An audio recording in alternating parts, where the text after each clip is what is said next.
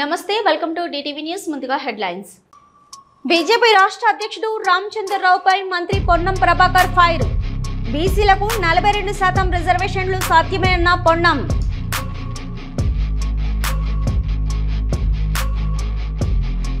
తిరుమల తిరుపతి దేవస్థానం chairman BR Naidu అధ్యక్షతన TTD పాలక మండలి సమావేశం పలు తీర్మానాలను చేసిన పాలక మండలి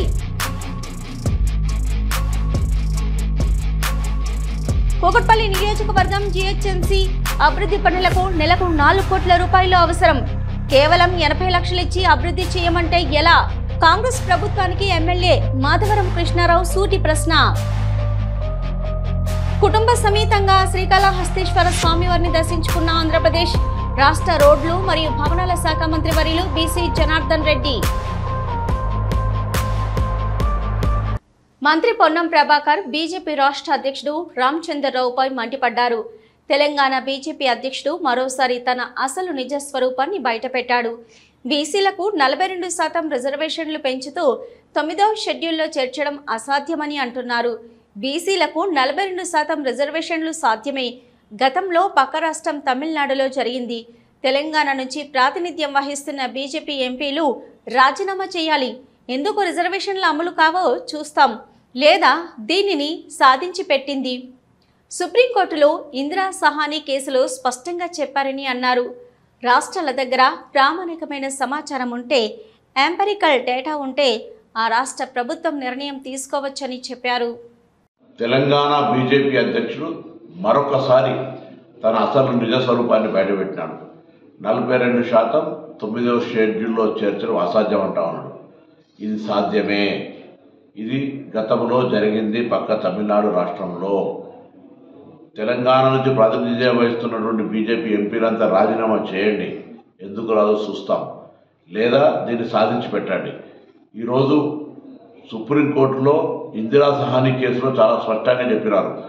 రాష్ట్రాల్లో ఒకవేళ ప్రామాణికమైన సమాచారం ఉంటే, ఎంపైరికల్ డాటా ఉంటే తప్పకుండా రాష్ట్రాలు నిర్ణయం తీసుకోవచ్చని చెప్పినాయి. అందుకే రాష్ట్రం సర్వే చేసి శాసనసభ ఆమోదము, కేబినెట్ ఆమోదము, గవర్నర్ ఆమోదంతో ఢిల్లీలో ఉంది. ఇది కేంద్ర ప్రభుత్వం తీసుకోవాల్సిన నిర్ణయము.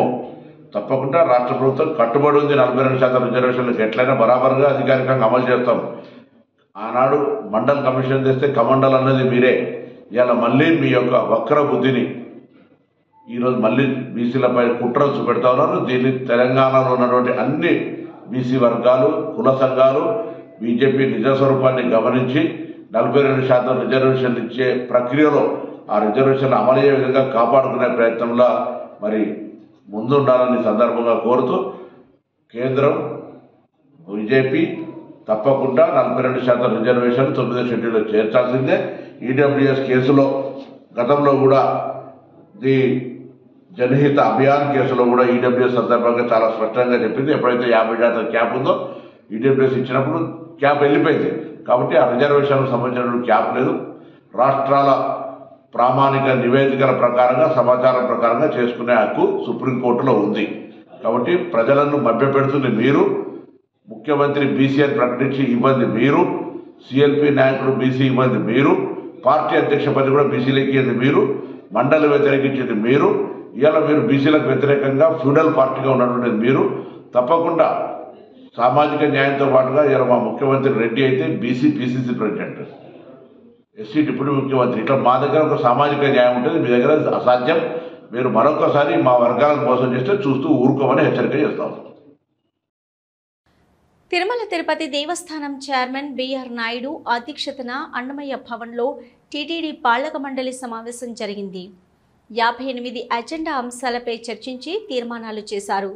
బోర్డు సభ్యులు టీటీడీలోని కాంట్రాక్టర్ డ్రైవర్లు రెగ్యులరైజ్ చేయాలని హైకోర్టు ఇచ్చిన తీర్పుపై చర్చించి తీర్మానం చేయనున్న బోర్డు శిలాతోరణం మరియు చక్రతీర్థం సమగ్ర అభివృద్ధికి ఆర్కిటెక్చర్లు కన్సల్టెన్సీ నియామకం ప్రాతిపదికనపై చర్చించి తీర్మానం మరియు తిరుమలలోని పాత భవనాలను పునర్నిర్మించేందుకు నూతన డోనర్ విధానం అమలుపై చర్చ, వేద పారాయణదారులకు నిరుద్యోగ భృతి కింద నెలకు 3,000 సంభావన అందజేయాలని తీర్మానంతో పాటు పలు కీలక అంశాలపై చర్చకు వచ్చినట్లు తెలుస్తోంది.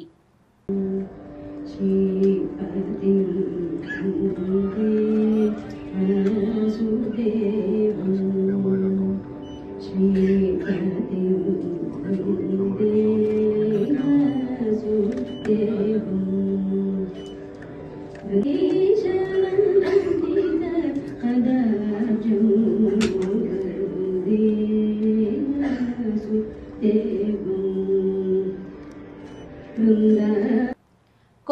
నియోజకవర్గానికి జీహెచ్ఎంసీ ఆధ్వర్యంలో అభివృద్ధి పనులకు నెలకు 4 కోట్ల రూపాయలు రావాల్సి ఉన్న 80 లక్షలు ఇచ్చి అభివృద్ధి చేయమంటే ఎలా జరుగుతుందని కాంగ్రెస్ పార్టీ ప్రభుత్వాన్ని ప్రశ్నించారు. ఎమ్మెల్యే మాధవరం కృష్ణారావు గడిచిన 18 నెలల్లో అభివృద్ధి చేయడం మరచి బ్యానర్లు పెట్టి డబ్బులు వృధా చేశారు తప్ప చేసిందేమీ లేదని విమర్శించారు.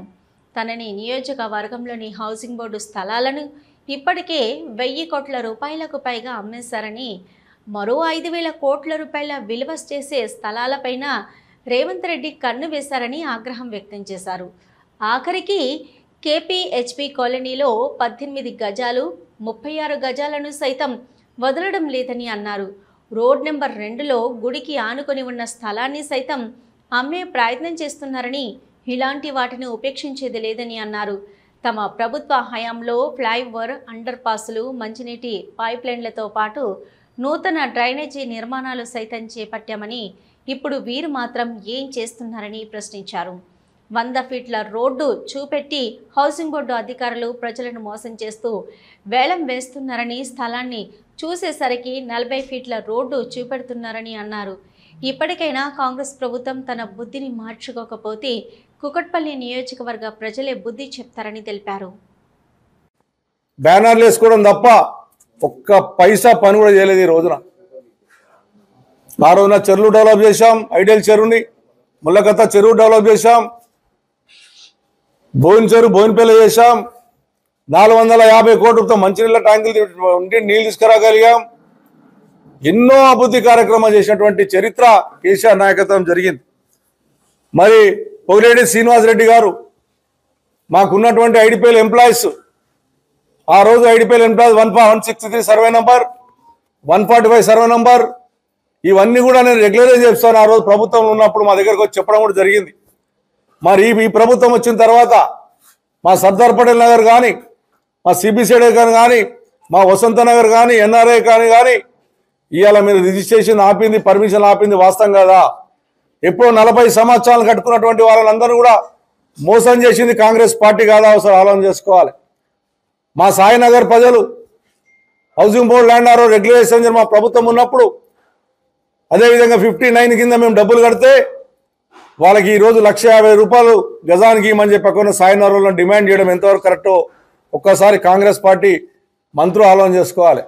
ఎంత దుర్మార్గం చేస్తూ ఉందంటే హైదరాబాద్ నగరంలో కాంగ్రెస్ పార్టీ వాళ్ళు మేము కట్టిన బ్రిడ్జ్ల కింద కలర్లు వేస్తున్నారు. మీరు ఒకసారి ప్రజలు ఆలోచన చేసుకోవాలి. కలర్లు వేస్తున్నారు తప్ప అలా చేసింది ఏం లేదు. ఆ బ్రిడ్జ్ కలర్ వేస్తున్నారు, బ్రిడ్జ్ మేము కట్టామంటున్నారు. మా లింగంపల్లిలో మన బ్రిడ్జ్ కడితే ఆ బ్రిడ్జ్ కట్టింది కేటీ రామారావు గారు. 33 బ్రిడ్జ్లు కట్టినాం మేము సుమారుగా హైదరాబాద్ నగరంలో. కింద కలర్లు వేసి ఒక్క బ్రిడ్జ్ కన్నా శంకుస్థాపన చేశారా? మంచినీళ్ళు లేక 2 ఏళ్ల నుంచి మీ ప్రభుత్వం వచ్చి మంచినీళ్ళు లేక ట్యాంకర్లు కొనుక్కునే సందర్భాలు చూసాం. ఇవన్నీ కూడా మీకు చాదగాక ఉన్నటువంటి గవర్నమెంట్ ల్యాండ్లు అమ్మేసి ఇలా ప్రజల సొత్తును అమ్మేసి నేను పొగిలేటి శ్రీనివాసకి డిమాండ్ చేస్తా ఉన్నాను. మా కేపీఎల్బీ కాలనీలో 10% ల్యాండ్ మాకు కేటాయించాలి. అదేవిధంగా మా చర్చికి ఇవ్వలేదు, 1000 గజాల జాగా చర్చికి ఇస్తామన్నారు. అది కూడా మీరు ప్రామిస్ చేసే ఎలక్షన్లో అది కూడా చర్చికి ఇవ్వాలని డిమాండ్ చేస్తా ఉన్నాం. మాజీ మంత్రి ఆర్కే రోజాపై శాప్ చైర్మన్ రవినాయుడు సంచలన వ్యాఖ్యలు చేశారు. క్రీడా శాఖ మంత్రిగా రోజా చేసిన అవినీతి బయటపడుతుంది. రోజా అవినీతిపై విచారణ జరుగుతుంది. ఆడదాం ఆంధ్ర పేరుతో కోట్ల రూపాయలు తినేసిన రోజా జైలుకెళ్లడం ఖాయం.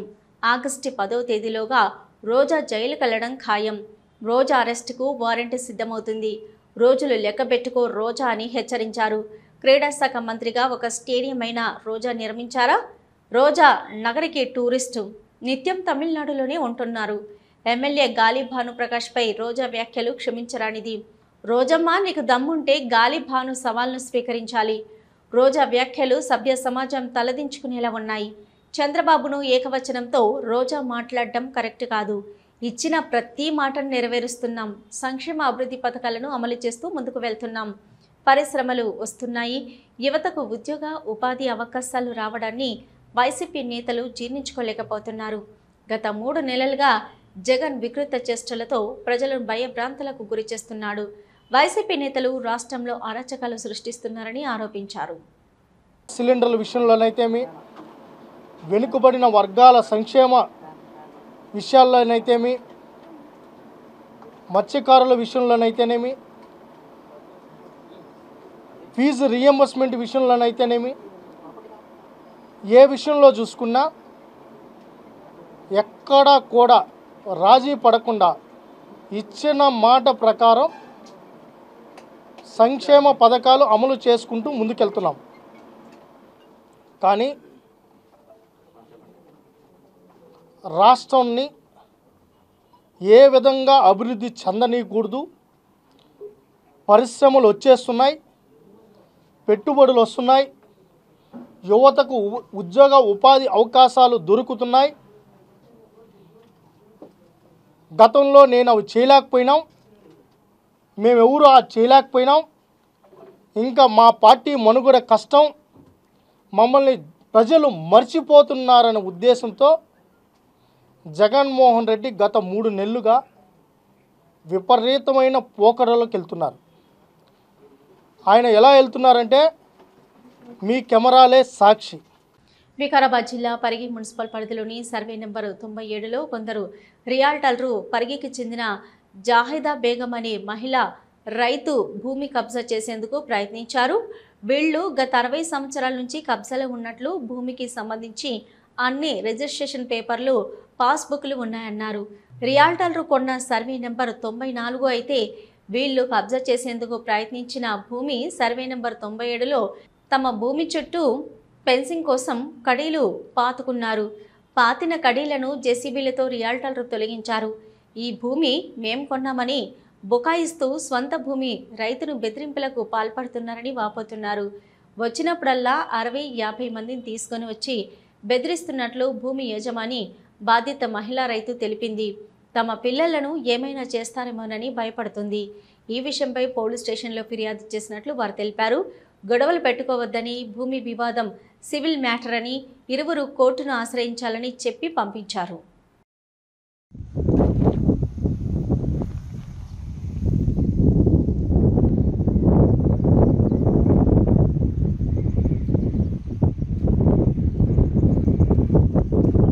ఇదంతా ఎవరితో వీరు ఇదంతా వీరేందర్ నాయక్ సార్, ఇది ఆ, వీరేందర్ నాయక్ తొలగించాడు. ఇది నాది అని చెప్పి మా చిన్నమ్మల్లది ఇది చేను మొత్తం.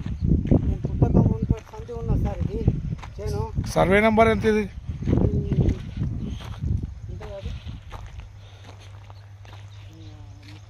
जमीन मेरी है, मेरी ज़मीन का नंबर 97 है। उन्होंने जो ज़मीन लिए बाजू वाले उनका 94 है। वो 94 वाले मेरी ज़मीन में आके लड़ रहे। इससे 4-5 वक्त हो गया। जेसीबी ला रहे, 50-50, 60-60, 100 आदमियों को ला रहे। मेरा बच्चा रात दिन रहता यहाँ। मेरे बच्चे की जान का धोखा है। मेरी पीक खराब कर रहे। जेसीबी से गोल भी मार लिए। हमें कंप्लेंट दिए, हमें कड़िया भी गड़ाए तो कड़िया भी तोड़ डाले। हमारे जमीन में आके हमारे से लड़ रहे साहब। हमारे खेत में नागरे, हमारे खेत में भी नागरे, ट्रैक्टर लेके नागरे हमारी पीक खराब कर रहे साहब। हम पुलिस में दिए भी, हमें रात दिन सता रहे। मेरा बच्चा रात दिन खेत करने रहता। मेरे बच्चे की जान का धोखा है। हमें सर्वे के पैसे भी बने मान रहे। हमें माँ पे तक सबर करो बोल रहे। माँ पे तक भी नहीं सुन रहे। माँ के सता रहे, हमारे काका को सताते हैं। डेली आ रहे, सता रहे, डेली आते हैं, सताते हैं। डेली आ रहे, सता रहे हमारे।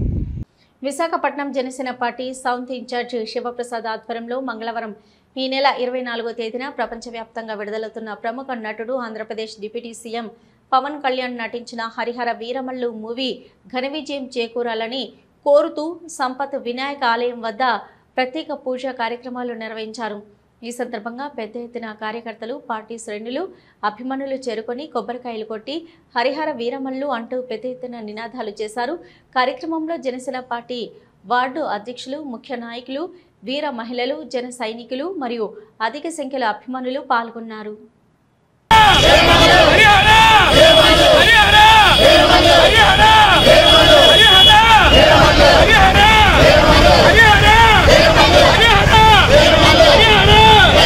हरियाणा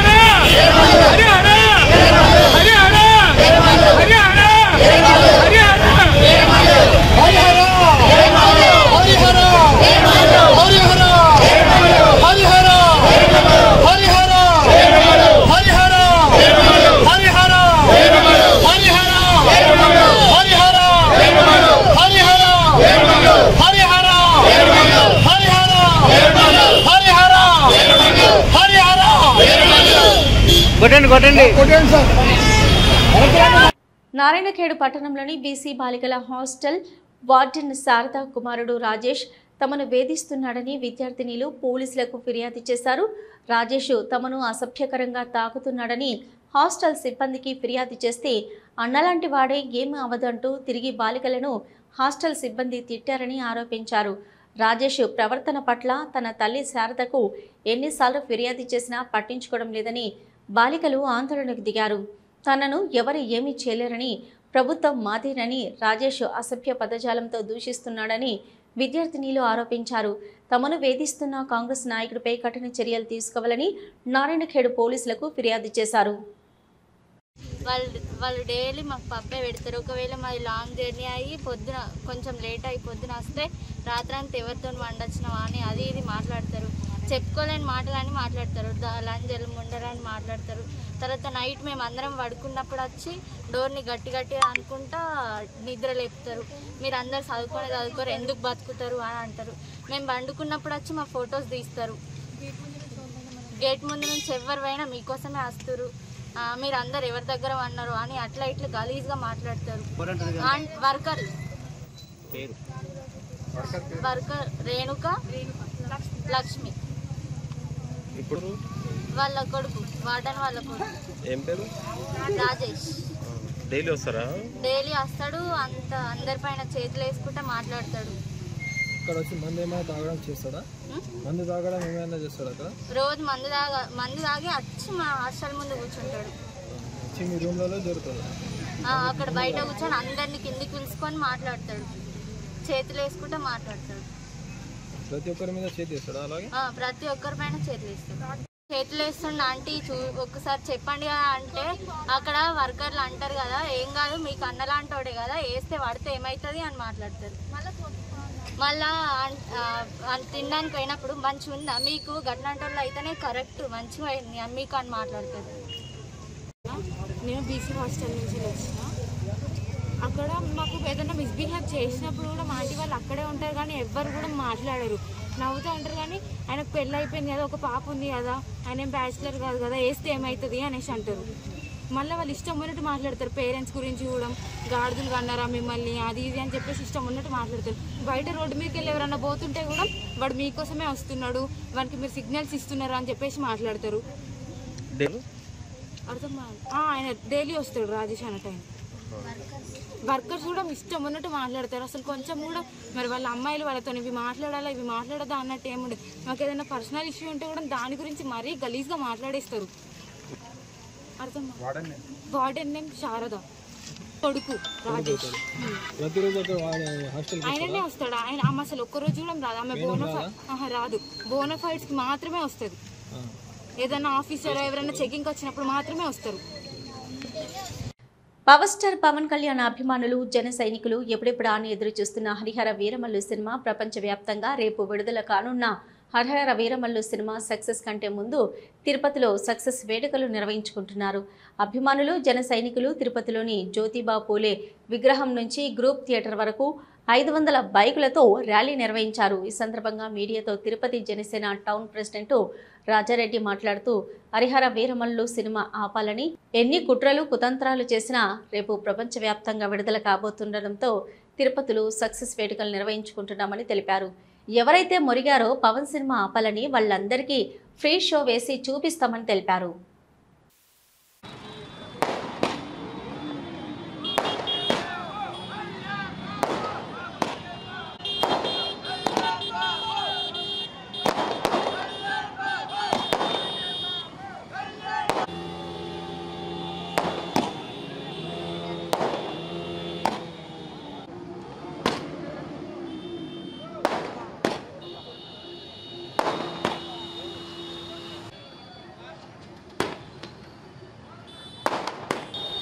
ఎప్పుడెప్పుడా అని ఎదురు చూస్తున్న రోజు రానే వచ్చింది.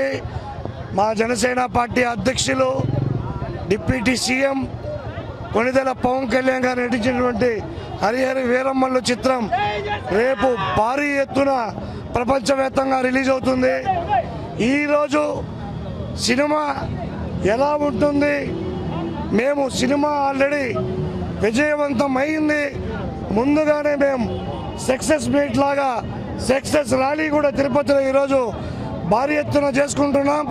ఆషాఢమాసం బోనాల ఉత్సవాలు పురస్కరించుకొని బండ్లగూడ తహసీల్దార్ కె ప్రవీణ్ కుమార్ ఆధ్వర్యంలో deputy tahsildar Radhika, revenue inspector Shivakumar, Madhusudan Reddy, BRO Krishnagoud, Mahesh Kumar, Charminar MRO Niharika, assistant officer Sridevi, record senior assistant Praveen Kumar, Rajender తదితరులు బాజా భజంత్రీలతో జోగిని బబిత నృత్యాలతో వెళ్లి లాల్ దర్వాజా సింహవాహిని శ్రీ మహంకాళి అమ్మవారికి బోనం సమర్పించారు. అనంతరం లాల్ దర్వాజా సింహవాహిని శ్రీ మహంకాళి అమ్మవారి చైర్మన్ బి మారుతి యాదవ్, ప్రచార కార్యకర్త యశ్వంత్ కుమార్ గౌడ్లు ఘనంగా సన్మానించారు. ఈ సందర్భంగా కె ప్రవీణ్ కుమార్ మీడియాతో మాట్లాడుతూ చరిత్రలోనే మొట్టమొదటిసారిగా లాల్ దర్వాజా సింహవాహిని శ్రీ మహంకాళి అమ్మవారికి తహసీల్దార్ ఆధ్వర్యంలో బోనం సమర్పించడం సంతోషకరంగా ఉంది. ప్రజలందరూ ఆయురారోగ్యాలతో సుఖ సంతోషాలతో ఉండాలని అమ్మవారిని వేడుకున్నానని తెలిపారు. ఈ కార్యక్రమంలో తహసీల్దార్ సిబ్బంది పాల్గొన్నారు.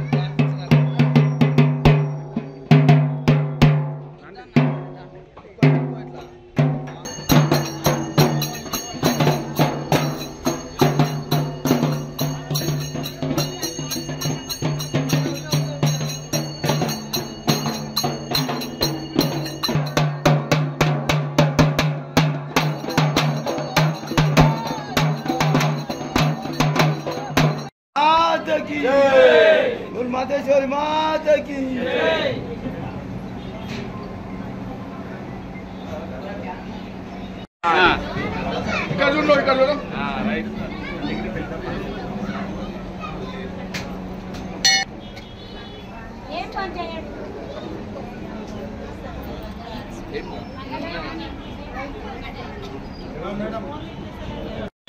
రాజేంద్ర అన్న కెమెరా కొంచెం ఫాస్ట్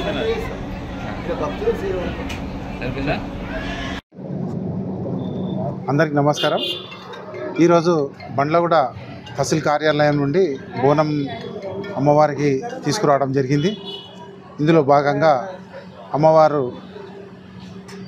రాష్ట్ర ప్రజలను అదేవిధంగా దేశ ప్రజలను సుఖ సంతోషాలతో చూడాలని చెప్పేసి, అదేవిధంగా సరైన సమయానికి వర్షాలు పడి రైతులకు కూడా మంచి పంటలు కూడా పండించి భక్తులను మంచిగా చూసుకోవాలి, చల్లగా చూసుకోవాలనే ఉద్దేశంతో మేము తహసీల్ కార్యాలయం నుండి బోనం సమర్పించడం జరిగింది. ఆంధ్రప్రదేశ్ రాష్ట్ర రోడ్లు మరియు భవనాల శాఖ మంత్రి వర్యులు బీసీ జనార్దన్ రెడ్డి కుటుంబ సమేతంగా శ్రీకాళహస్తీశ్వర స్వామివారి దర్శనానికి విచ్చేశారు. వీరిని శ్రీకాళహస్తి ఎమ్మెల్యే బొజ్జల వెంకట సుధీరెడ్డి, ఆలయ ఈవో బాపిరెడ్డి ఆలయ మర్యాదలతో స్వాగతం పలికి వారికి దర్శనం ఏర్పాట్లు చేశారు. దర్శనం అనంతరం గురు దక్షిణామూర్తి సన్నిధి వద్ద వేద పండితులచే ఆశీర్వాదం ఇప్పించి స్వామి అమ్మవార్ల చిత్రపటాన్ని తీర్థ ప్రసాదాలను అందించారు.